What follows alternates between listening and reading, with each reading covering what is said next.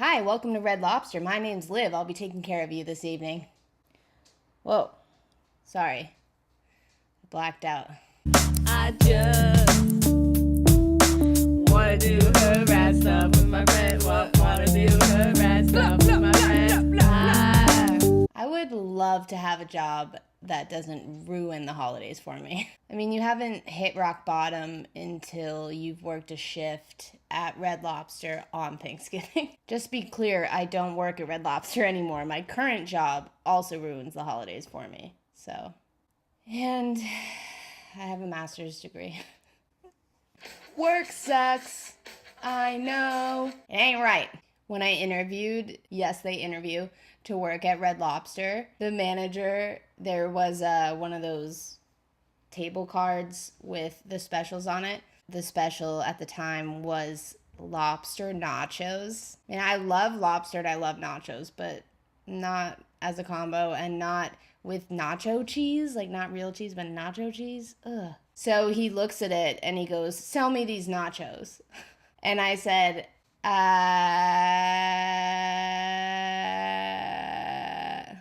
okay, I got it. Everybody loves nachos. I love nachos. You love nachos. Well, these are nachos, but with lobster on them. That's verbatim what I said. To qualify for my server jobs, it was a rigorous process, all of them. It's probably easier to get into the military. I took like a 2-week training course to work for CPK, and it was a classroom environment where you had to show up every day and you had a workbook and we had to do these exercises, and the girl who was leading us would go through the menu items with us and give us the backstory. And she was like, "This is the Waldorf salad. It's named after the Waldorf Astoria in New York." And I was looking around like, what am I going to tell her, that it's Astoria? No, of course not, because you're all idiots. You're here to work at CPK. I worked at a Marriott breakfast service. It was basically a buffet where I clean up their dishes. And my tips ranged from a pile of pennies in the middle of the table to a crop dust on the way out.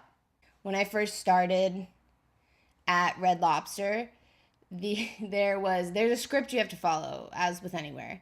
And the script of Red Lobster was so long. You had to do so many things. And some people come in there knowing what they want. They don't want to hear all that, and they don't want you to force it down their throats. But we had to do it, and it was called the 4-step guest connect. So I would have to come to someone's table and introduce myself and say, "Hi, my name is Liv.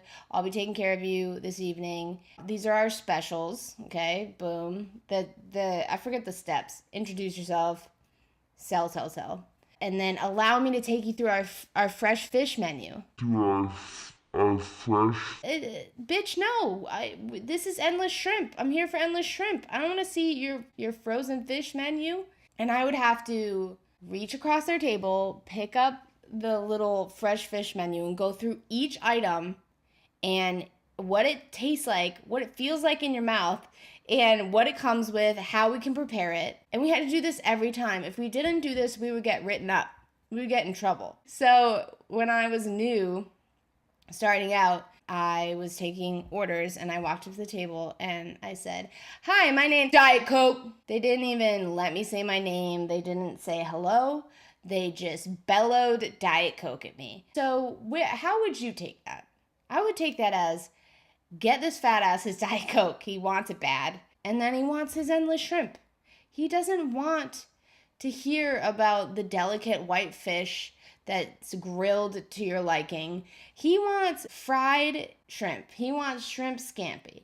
He wants shrimp Alfredo. And he wants them one after the other, after the other, after the other, because they're endless. And he wants to get this food fest going. Bring me my biscuit. Couldn't wedge the 5-step guest connect into that situation.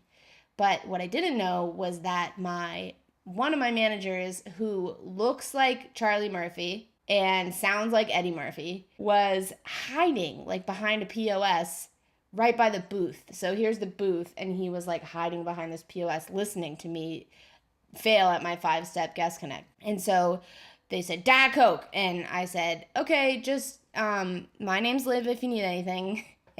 Just let me finish introducing myself, basic human decency, and I will bring out that Diet Coke for you.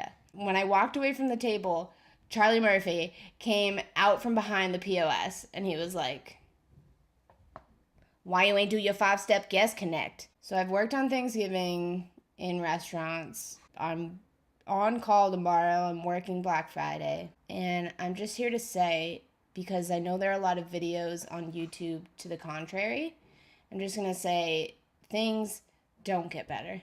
Really fun. I was in a very busy area in an intersection waiting for the light to change when my car died. Right when it died, the lights changed and I was first in line and everyone behind me started spitting their vitriol. You would think that I killed these people's dogs, got them fired from their jobs. My car broke down. People were not sympathetic. They immediately started honking, screaming, "Fuck you!" And I had my hazards on. I opened my window and I didn't know how to indicate to people that I was broken down. I wasn't just being an asshole. So sorry to inconvenience you. So I leaned out the window and I just went. People might have perceived that as a threat. Either way, it worked. They started going around me. What signal do you make when your car breaks down? Let's talk The Flash. I don't watch The Flash, but my fiance does. And by proxy, I do catch some, if not most of it. Most of the audio while I'm doing something else. The alternate timeline and multiple multiverse aspect of it is really cool. And I understand why she watches it, but the acting is terrible, and some of the plots are just so ridiculous. Barry's the Flash, sorry, we're on a first name basis. Barry can encounter different versions of himself in different parts of the timeline or on different Earths, and he met up with Emo Barry. So I'll show you Barry, and then I'll show you Emo Barry. And Emo Barry, in his timeline, he wasn't able to save his girlfriend Iris from getting killed by Evil Barry that turns into some other creature. Stick with me. In order to impart to the audience all the terrible shit that's happened to Emo Barry, they make him emo. They're like, terrible things have happened in this guy's life. How can we convey that?